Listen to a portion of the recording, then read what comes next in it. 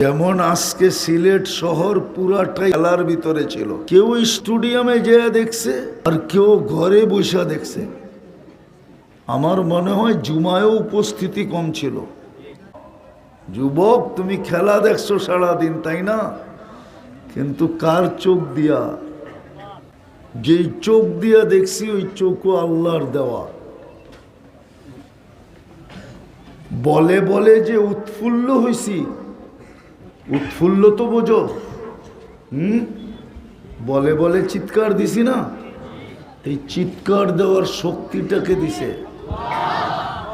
এই জন্য দেয় নাই চিৎকার দেওয়ার শক্তি যে তুমি খেল তামাশা করো। আজকে সিলেট শহর পুরাটাই খেলার ভিতরে ছিল, ঠিক না?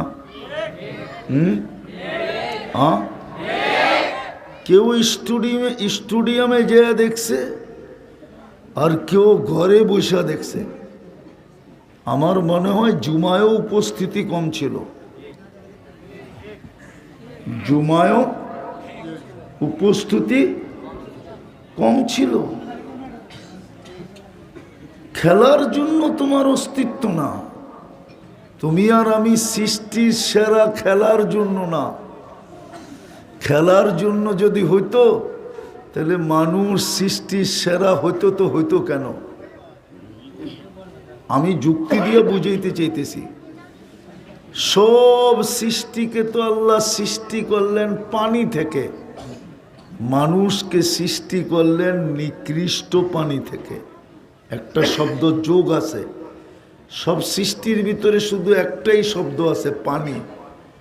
মানুষের সাথে আরেকটা শব্দ যোগ আছে, নিকৃষ্টতম পানি।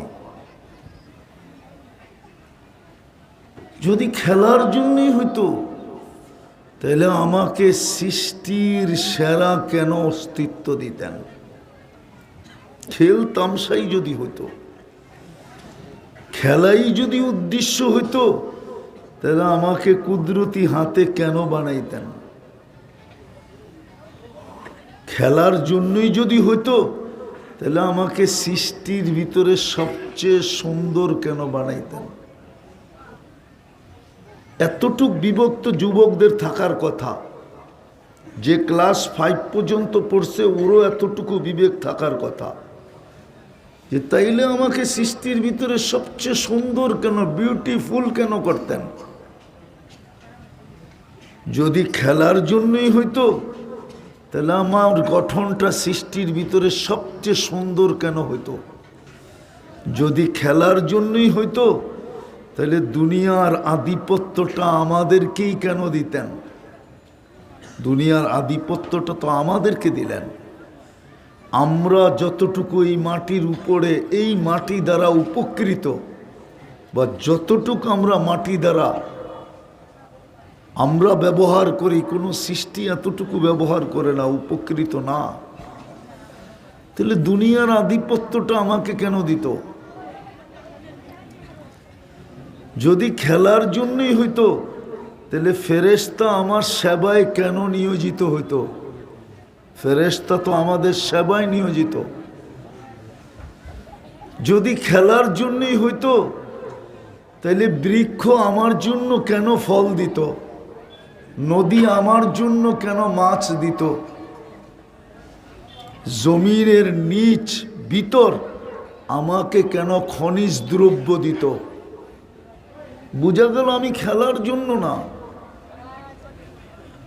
আমি খেলার জন্য না, তামাশার জন্য না।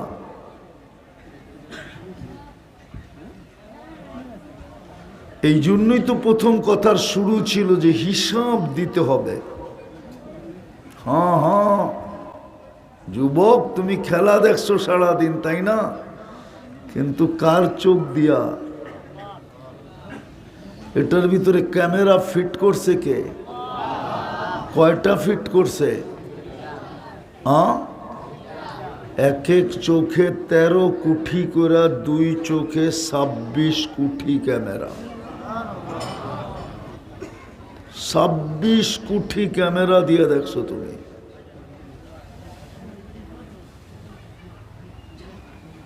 $26 কোটি ক্যামেরা। বিদায় শেষ কথায় চলে আসছি, সুযোগ এখনো আমাদের হাতে আছে। আল্লাহ অপেক্ষা করবে, এটাই আল্লাহর কথা। ইন্নী মাআকুম মিনাল মুনতাযিরিন, আল্লাহ বলে আমি অপেক্ষা করব। ইন আতানি লাইলান কাবিলতু ইন আতানি নাহারান কাবিলতু, যদি সুবুদ্ধি তোমার ভিতরে গজায়, সুবুদ্ধি তোমার আসে, আর তুমি যদি হাত উঠায় মাপ চাইলা।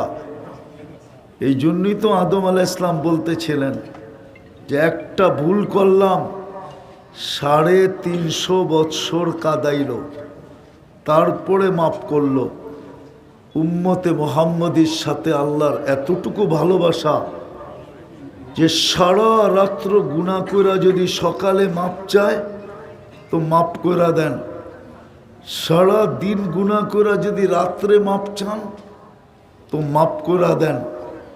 রাতের একটা পর্ব আসে, যদি মাপ নাও চায় তো আল্লাহ নিজের ডাইকা ডাইকা মাপ কইরা দেন। এই জন্য আসেন আমরা আজকে সুযোগ মনে করি, মাথায় এটা ঢুকাই যে আমাকে প্রত্যেক নেয়ামতের হিসাব দিতে হবে, প্রত্যেক নেয়ামতের হিসাব দিতে হবে। যেই চোখ দিয়া দেখছি ওই চোখও আল্লাহর দেওয়া।